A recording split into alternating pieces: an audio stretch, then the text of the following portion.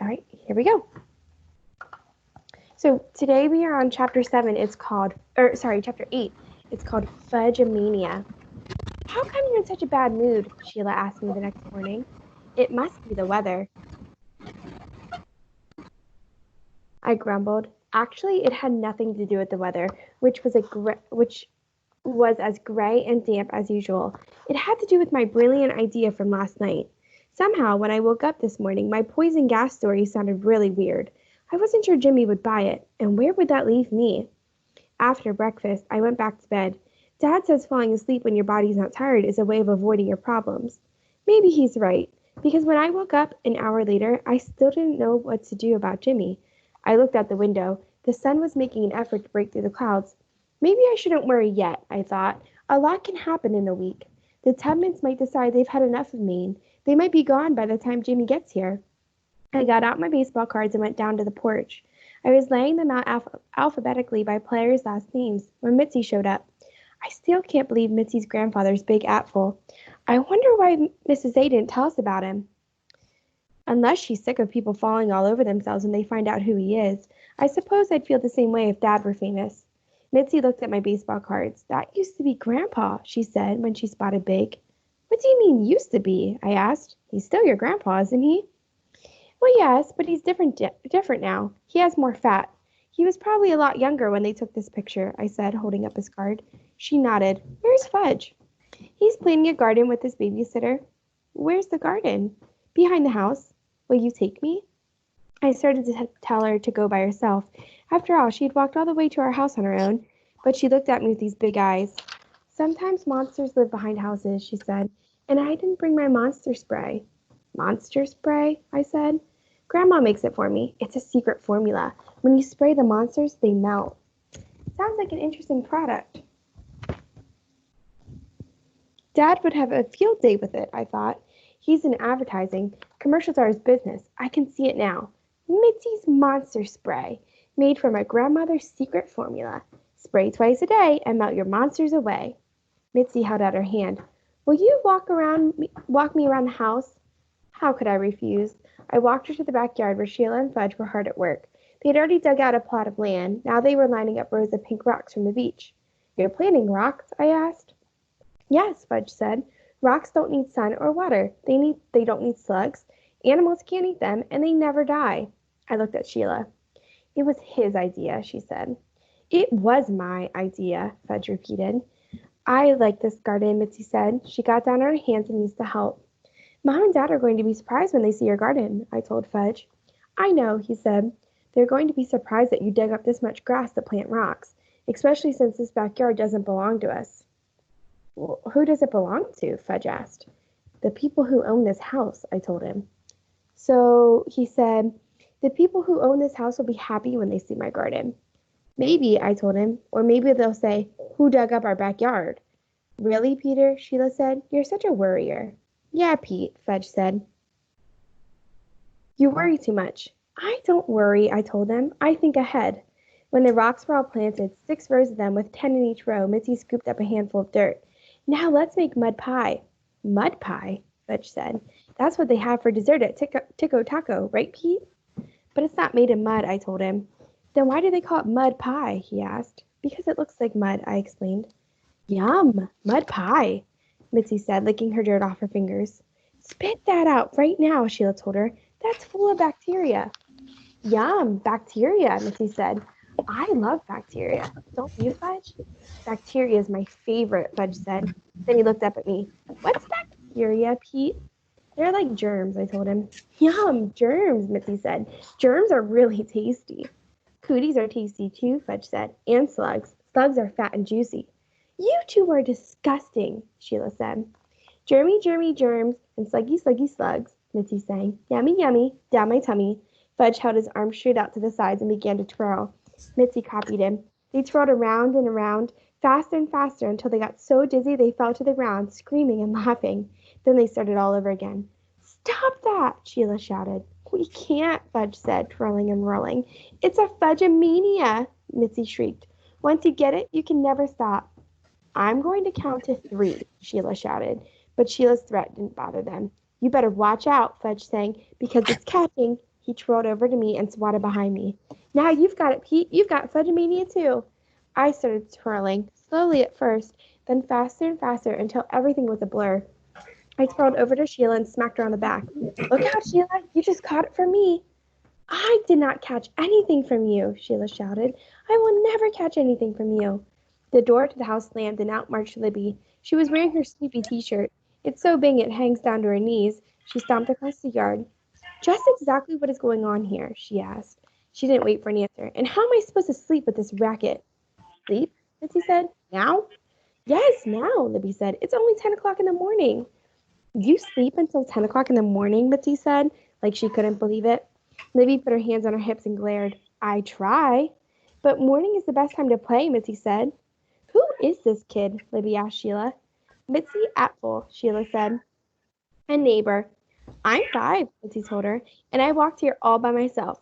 I didn't need anyone to show me the way. I'll tell you what you need, Libby began. But Mitzi didn't wait to hear what Libby had to say. She raced off shouting, It's a Fudgemania! Fudge followed Mitzi. Sheila chased both of them. You're all maniacs, Libby shouted. Fudgemaniacs, I added. Either Libby didn't get my joke or she decided to ignore it because she said, This is all your fault, Peter. Chaos follows you and your family. Chaos? I said. I don't believe I know him. That got Libby really mad. Chaos, she yelled, a state of utter confusion and disorder. Then she stopped back to the house and went inside, letting the screen door slam behind her. I couldn't help laughing. Excuse me. When Mom and Dad saw Fudge's garden, I expected them to really let him have it. They've always taught us to respect other people's property, but when Fudge explained his reasons for planting rocks, Mom said, That's very good thinking. A good babysitter encourages creative thinking, Sheila said. But doesn't this show a lack of respect for other people's property? I asked. Well, Mom said, it would have been better if Fudge had checked with us before he started, but his idea was so well thought out. Rocks don't need sun or water. Animals can't eat them. Yeah, I said. I've heard all about it. Grandma wandered across the yard with Buzzy Sr. She took one look at Fudge's garden and said, Isn't my grandson an original, Buzzy? Actually, it was mostly my idea, Sheila said. That's not what you said this morning, I shouted at Sheila. This morning you said it was his idea. Just shut your face for once, Peter Hatcher, she shouted back. Who's going to make me? I yelled. Children, Grandma said. Let's be kind. Kind is a word your grandson doesn't know, Mariel, Sheila shouted. He knows it, Grandma said, but sometimes he forgets what it means. And she doesn't, I said. Sometimes she forgets too, Grandma admitted. I don't see why you two can't get along as well as your dogs, Buzzy Sr. said. I looked toward the house. Turtle and Jake were playing together. You'd think Turtle would show more loyalty. You'd think he'd understand about Sheila and me. Tootsie grabbed my leg. Up, Pea, up. Not now, I said. Now. But I wasn't in the mood for baby tricks, so I shook her off and she fell over on her backside. It took a few seconds for her to react. Then she scrunched up her face, her mouth started twitching, her breath came fast. She made her little hands into fists, shut her eyes tight, and opened her mouth. Wah! Once she got going, you could hear her a mile away. What happened, Tootsie Pie? Dad asked as he lifted it into his arms. Tootsie kept screaming, and Mom looked at me. Was that necessary, Peter? Was what necessary? I said. Mom just shook her head. You see how much trouble you cause for everyone? Sheila shouted at me. How come I'm getting blamed for this? I thought. All I did was ask one simple question. Fudge held his arms at the mom. Up, he said. Up. You want to play, baby? Mom asked. Goo goo gaga, Fudge said, jumping into Mom's arms. You're getting heavy, Mom said, planting a kiss on his head. But not too heavy for Mommy, right? I shook my head, then turned away and watched Dad galloping around the yard with Tootsie on his shoulders. In a minute, Tootsie was laughing. I remember when Dad carried Fudge that way, and there's a photo of me on his shoulders, too. I'm laughing really hard and grabbing Dad's hair. He had a lot more to grab then. Go, horsey, Tootsie called as Dad galloped in the other direction. Being a baby is so easy, I thought, riding around on Dad's shoulders, knowing he'd never let you fall, and doing and saying whatever you please without worrying about what the other guy will think. Grandma put her arm around my shoulder. It's not easy being the firstborn, is it? I looked at her and she smiled. She knew exactly what I was feeling. That is the end of chapter 8. All right, so let's check.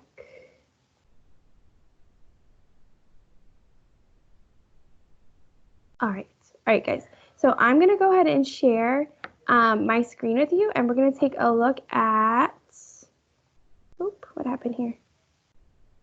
Take a look at our day. We are right here. All right. Okay, so our discussion, sorry, this is the wrong day. This is next week. Give me 1 second. Let me get to today. Here we go.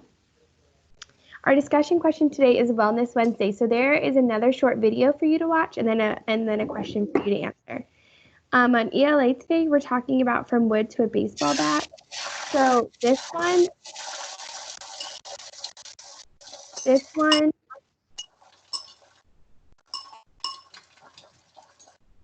from wood to a baseball bat, this one, you are to read the story. There's a new story to read today, and then answer some questions. On this one, there's no interactive worksheets, okay? For ELA, for this week, there's no interactive worksheets. So you will just do all your work right here. Boys and girls, listen to what I'm about to say. This is important. The writing prompt that I'm highlighting right here, it says, think about how a bat is made from wood. This writing prompt is the same exact thing as your what did you learn today? Okay, it's the same exact thing. So you can either write that on paper and then answer it over here, or you can just come over here and answer it over here. Okay, it's the same exact question. And then in social studies today, we're talking about United States symbols again, and I want to say today's the flag, but the flag. So you're going to be talking about the American flag today. Okay, and this one does have the interactive worksheet. There's only one today. Okay, so that does have the link there. You can use that if you'd like. All right, and I think, and the other thing is, if you haven't done it yet, please, please, please do a thank you, Mr. Arts video for Flipgrid for Mr. Arts this week. Again, I'm going to be sending that to him on Friday. So you have from now until Friday to do that. All right. I'm going to take my screen off. Does anybody have any questions?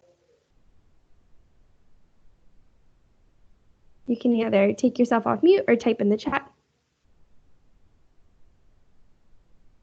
Troy says no questions. I have a question. What's up, Liam? Can we answer the same thing as we did with the discussion question? For ELA? Yeah. Yeah, so the question's exactly the same. I want you to answer it. I just want you to answer it once. I don't want you to have to do double work, okay? Okay. So it's the same exact question. As long as you answer it once in the discussion, that's the most important part because that's what I see, okay? Okay. So if you haven't been doing those what did you learn questions, guys, that's what I need you to do because that's what shows me that you're doing your work. Okay, so if you haven't been doing those, that's what I really, really need you to do. And most of us have. It is inappropriate for scientists to let information go. All right, if nobody else has any questions, I'll give you about 2 minutes to take yourselves off mute and the chat over here on the side. Hey, Jane. In all your expertise. Christina.